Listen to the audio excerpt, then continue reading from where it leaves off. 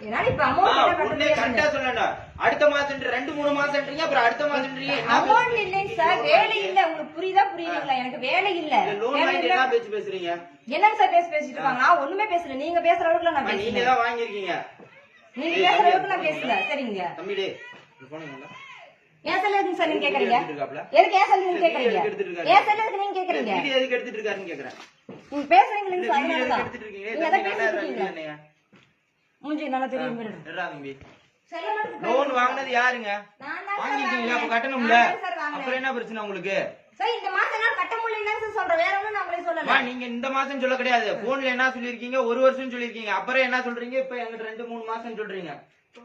ஆனா 1 மாசம் சொல்ல மாட்டீங்க. கரெக்டா நான் எந்த டேட்ல கட்டுவேன்னு நீங்களும் சொல்ல மாட்டீங்க. கையில அமௌண்ட் இருந்தா உங்களுக்கு கூப்பிடுறேன், நீங்க வந்து சரி, எப்ப கட்டுவீங்கன்னா சொல்லுங்க. தெளிவா சொல்லுங்கம்மா. அதவா சொல்லுங்க. நான் இத்தனை தேதி கட்டுவேங்க அப்படின்னு சொல்லுங்க. ஒண்ணும் பிரச்சனை இல்ல. கட்ட முடியும். அதை புரிஞ்சுக்கோங்க.